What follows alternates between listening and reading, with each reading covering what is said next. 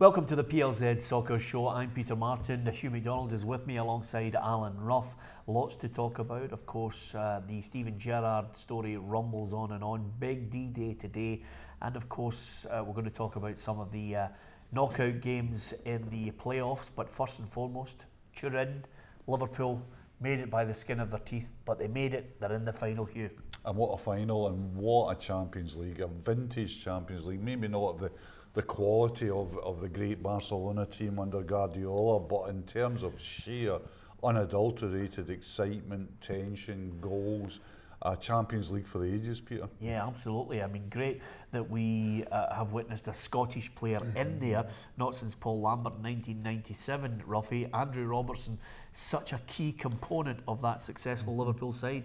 Yeah, I think you have to take a deep breath and see where this young lad's come from. You know, just to go there this year, I don't think Klopp had made his mind up whether it was too quick for him. He left him out at the beginning, but ever since he's went in, he's been absolutely superb, and obviously we're getting the benefit from it with the Scottish team. It just shows no nerves whatsoever, and any time you see him playing. Yeah, Roma made a fight of it, but when you have even a slack pass against Liverpool, they seize upon it. Mane just settled everybody after one mistake.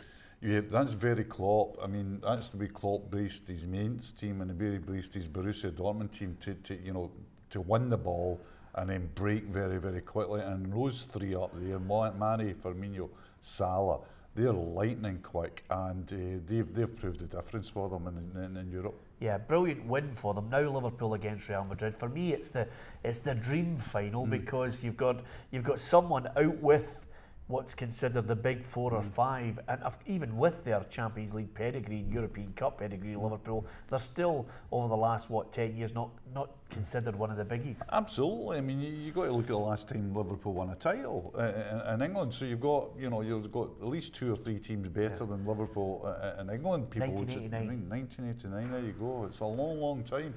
So. Yeah, but what you've got at the moment is a Real Madrid team that just seem in the Champions League almost to be invincible. Not invincible in a flourishing tiki-taka way, but just we won't be beaten. And so far, for 2 years, we won't lose a tie. Now they're coming into a Champions League final with that resilience, with that experience, and it's laced all through the team. I mean, we're tempting fate here, but surely, I mean, we're going to see a lot of goals in Kiev. Yeah, absolutely. 89-90 this season, just in case, because I can remember Arsenal winning in the last day. Was that Anfield 2-0? Yeah, 88-89 season. Michael Thomas, he's in there. I can still see it now.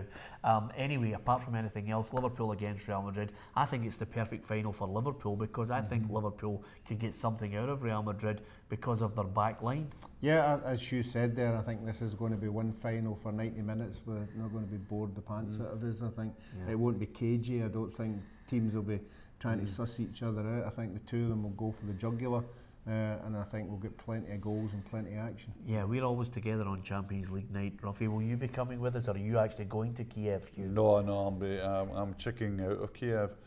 So I'll... Oh, that's poor. I can't. And by the way, he's on the after dinner circuit now, isn't he? That's fun. You really should do it. Honestly, you're hosting everything these days. You might as well do it. I don't know if I could be the Champions League night with you, Pierre. I might be hosting something in Kiev. So maybe some big do. Big event, yeah, absolutely, with your UEFA pals. Anyway, just out of curiosity, it's early days, a lot of twists and turns. Who would you fancy for it? Is it the Champions League for Real Madrid to win their 3rd consecutive, or is it Liverpool to win their 6th trophy? I'll tell you, I'd love Liverpool to win. Yeah, absolutely. I'd love it, but I mean, Real Madrid they're just making a habit of doing really well in this Champions League, and they've got. I mean, everybody talks about how it's been an awful season for them domestically, but you look at that team. There's real quality in it. 2 centre backs, Ramos and Varane, midfield, Kroos, Modric, Casemiro, Ronaldo, and Benzema up front, Isco, Vasquez. Bale. Bale's coming on as a sub. So Yeah, I would. If you're asking me who I want to win, I think that's easy. I'd like to see Liverpool win. Yeah, I'd love to see that.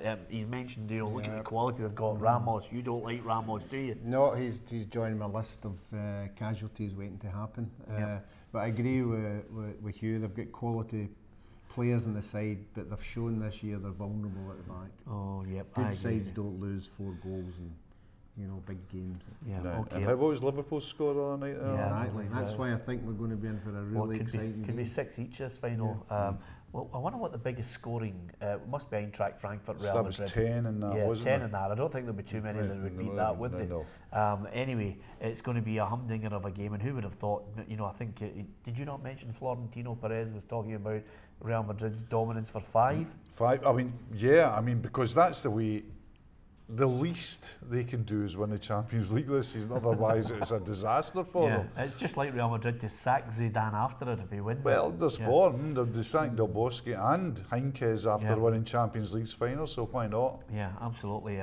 Who would want to be the manager at Real Madrid? Me, for the payoff. As far as the main topic of conversation in Scottish football, D-Day, Steven Gerrard said he was going to talk with Rangers today. It's either going to be the trumpets, the ticker tape, Steven Gerrard, and then we turn into this circus of who's he going to buy. But if they don't get him, yeah, I mean, I think the basic thing Steven Gerrard is now waiting on confirmation of.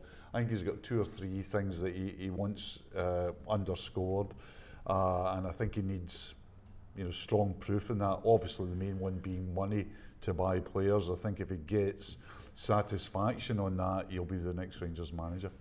I don't know how you can get satisfaction on that, Hugh, because Dave King's already put out there this morning they're going to start looking for new investment. So if you're an upcoming manager in there and you say to him, how much money I've got, and he say, well, I don't really know because we haven't got any investors. Yeah.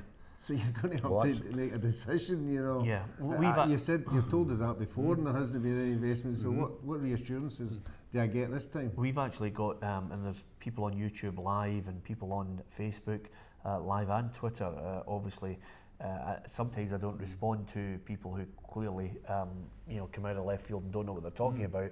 But as a fact, and dealing with a fact, if Derek McInnes couldn't be told his budget, what chance is Steven Gerrard? And Derek McInnes wanted that assurance and he couldn't get it. This is why it's got to be really firmed up, and I think that'll be crucial to going forward.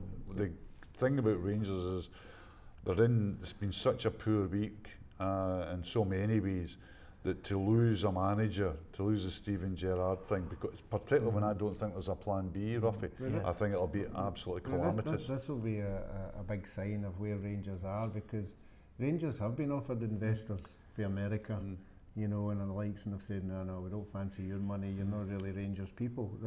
Whoever they accept this time will show you what state they're in. Yeah, I think the Rangers multi-millionaires have all gone from the table now, Hugh. Well, it's so difficult now, because people are now looking at hard facts, and the hard facts are and under this present business model at Rangers, the board have told us that to break even, they must have high-level European competition. So if that's the break-even point, it's going to be tough to make money, and it's going to be tough to recoup the money that's already been paid out in loans. Yep. Okay. Just before we finish, Aberdeen against Hibs at the weekend is a lively one, Ruffy, because it's a battle for second place. We're going to get your prediction on that shortly, because tomorrow night it's Partick Thistle against Ross County. Huge for the Jags. This could go a long way to sinking Ross County. Whether it could actually drag the Hamilton or Dundee in, who play on the Saturday as well. Yeah, both sets of players will know what's at stake here. This is a massive game, and it'll be who handles the situation for me. I don't think there's much between the two sides.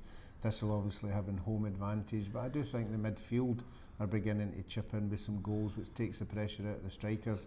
I think this will be another game that's on toss of a coin. Yeah. But I do think Thistle will just edge it 2-1. Yeah. So the coin has come up. Yeah, well, it's a toss of a coin, except it's not. Well, the other thing about it is it's a toss of a coin, which is a double-headed coin, and it always says Partick Thistle. Thistle. Thistle on one side of the coin and a wee Thistle on the other side. Yeah, what about yourself? I think Thistle win as well. Brilliant, okay. I'm happy with that. Aberdeen against Hibs. Colossal. I've been speaking to Paul Kane, former Hibs and Aberdeen midfielder. His heart lies at Easter Road. He thinks they'll win it. He thinks they'll go on to finish second because of Aberdeen's final 2 games.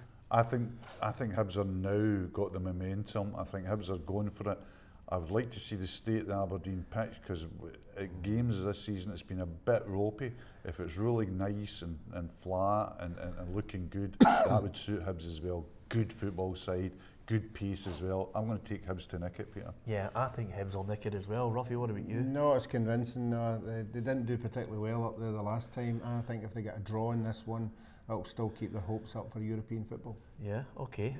Listen, just before we go, it's old Obi-Wan Kenobi's birthday coming up. He's going to be going out for a wee slap-up meal. We didn't know it was your birthday. What age are you now?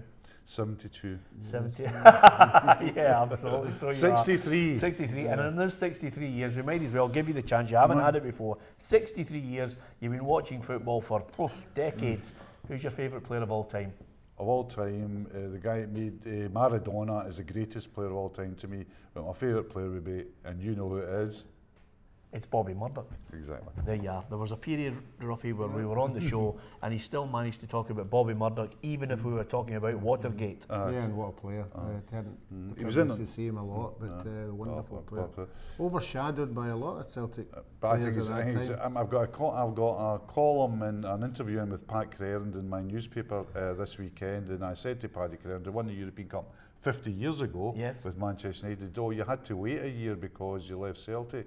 You should have won it in '67. And Paddy Crerand, one of the greats, said no. Bobby Murdoch would have gotten was the Celtic number 4. I wouldn't have been in the team. Well, there you are. That's it. Do you know what happened 38 years today? 38 years. 38 years this very day. I wonder if you know. And it's Scottish football. 38 years. Incredible. Today. So we're going back to 1980. 1980? No. Ruffy? No. No. Fergie, Aberdeen, this very day, won the league at Easter Road. It's incredible, isn't it? And then him charging about the park. Yeah. Whatever happened to him? Yeah, where did he go? Sir Alex Ferguson. Anyway, listen, you can join in with us, give us your thoughts at PLZ Soccer, at facebook.com/PLZ Soccer as well. Download the app on the phone in Google Play and on the App Store. And you can actually press the video reporter and record your message and send it to us. If you do, and we use it, we'll send a prize to you. Simple as that. Okay, from Hugh McDonald, from Alan Ruff, from myself, Peter Marston, thanks for watching.